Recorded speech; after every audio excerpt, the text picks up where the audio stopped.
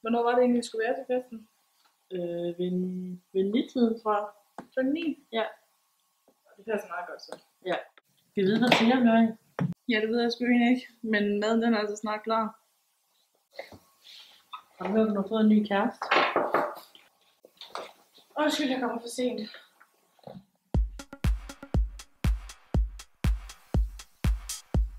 Hvor langt er I nede, piger? Jeg skal stadig lige have underhår.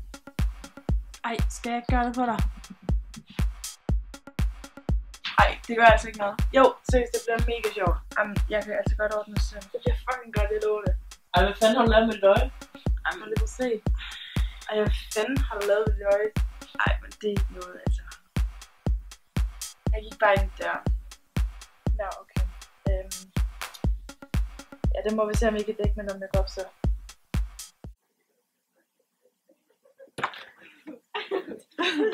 Jeg tror, at Henrik han kommer. Ej, jeg håber fandme, han kommer. Det bliver fucking godt. Ja, det var fucking sjovt.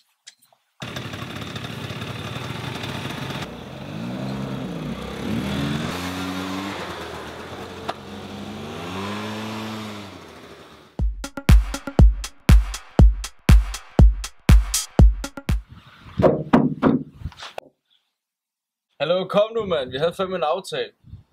Fuck!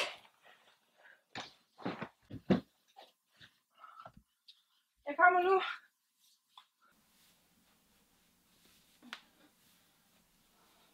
Jeg kan ikke finde min opmøder, mand. Nå, jeg kommer efter den senere, Per. Vi ses. Vi ses.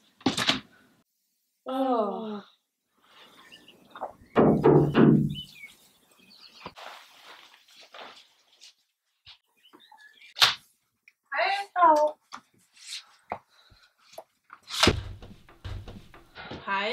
Hej. Var det opdaget, du skulle have? Ja, så var det nemlig. Hvad har du nu lavet? Jamen, det er lige meget. Jeg har bare været klodset igen. Det ved jeg jo godt, jeg er. Men jeg bliver nødt til at smutte nu. Vi ses. Hej.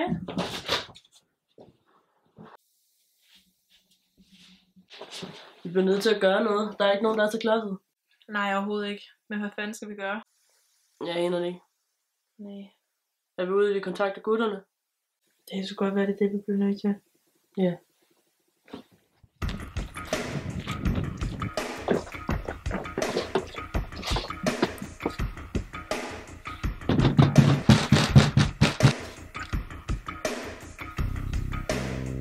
Goddag.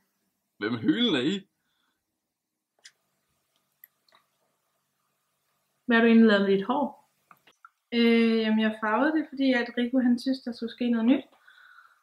Og han synes ikke, det brune var så pænt, og så tænkte jeg, at det skete der jo ikke rigtig noget ved. Ja. Jamen, det er også meget pænt. Der er ikke noget der.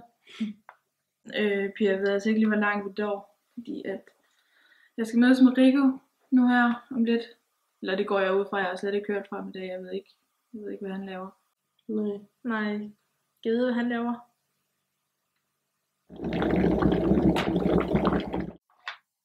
Så er der te.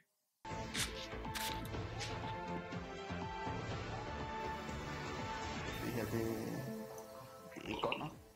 Niels Reib er som tusindvis af andre danskere på vej til at miste sine dagpenge. Og nye beregninger viser, at over dobbelt så mange ryger ud af systemet, som regeringen ellers havde troet.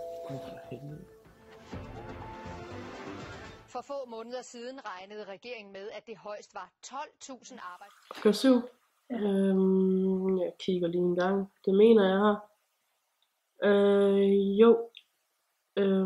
Det der med, he seemed to be a man which only interest was football. Ja, har du også rettet til hus? Ja, fordi det er en person, man snakker om.